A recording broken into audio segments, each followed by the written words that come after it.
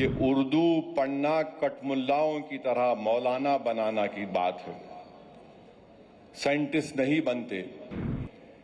फराह गोरखपुरी गोरखपुर के शायर थे, उर्दू के बहुत बड़े शायर थे।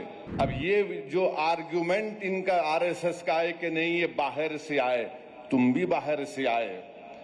जितने आर्यंस है बाहर से आए, अगर ओरिजिनल है तो द्रविडियन और ट्राइबल लोग हैं। सुभाष चंद्र बोस जो आजाद हिंद फौज बनाए थे, उसका नारा क्या था? इत्तेहाद, एतेमाद और कुर्बानी। अभी आज से थोड़े दिन पहले उत्तर प्रदेश के चीफ मिनिस्टर ने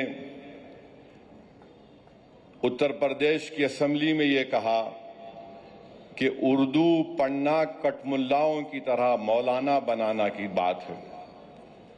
साइंटिस्ट नहीं बनते। अब जाहिर है उत्तर प्रदेश के मुख्यमंत्री को तो उर्दू नहीं आती, मगर वो साइंटिस्ट क्यों नहीं बने, उसका जवाब वही दे सकते हैं।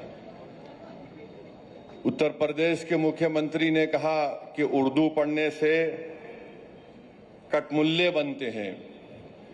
अब उत्तर प्रदेश के मुख्यमंत्री के जो बुजुर्ग थे या जिस आइडियोलॉजी से वो आती हैं, उनके किसी भी शख्स ने इस मुल्क की आजादी में हिस्सा नहीं लिया। ये गोरखपुर से आती हैं और उसी गोरखपुर से रघुपति साहेब फराह भी आते हैं। फराह गोरखपुरी उर्दू का एक बहुत बड़ा शायर था, मुसलमान नहीं था। अगर शायद असेंबली में कोई उठ के बोल देता मुख्यमंत्री को, तो मुख्यमंत्री बोलते नहीं नहीं उन्हें भी कटमुल्ला है। तो ये इनके ये इंटेलेक्चुअल कैपेसिटी है इनकी। फराह गोरखपुरी गोरखपुर के शायर थे, उर्दू के बहुत बड़े शायर थे।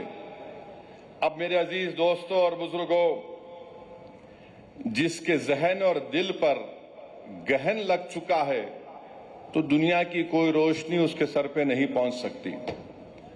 फराह गोरखपुरी का शेर क्या है सुनिए, ये बीजेपी आरएसएस वालों को बता रहा हूं, जो उर्दू बोलने वालों को कटमुल्ला कहते हैं।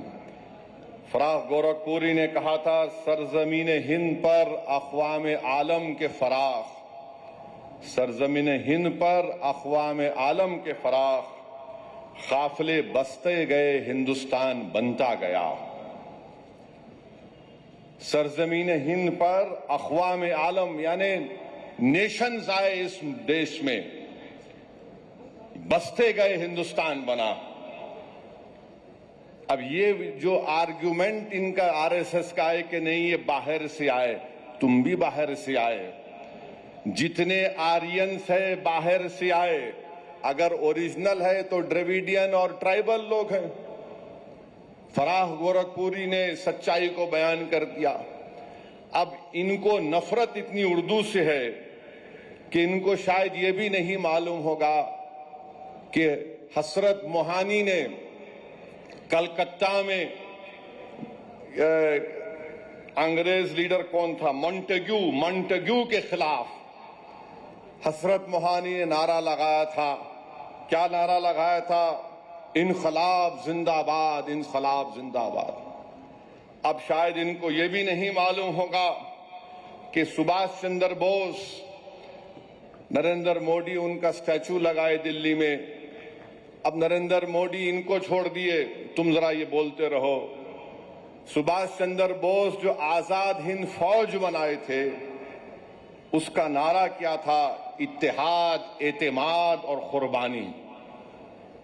इत्तेहाद, एतेमाद और कुर्बानी नारा था सुभाष चंद्र बोस का, नेताजी सुभाष चंद्र बोस का।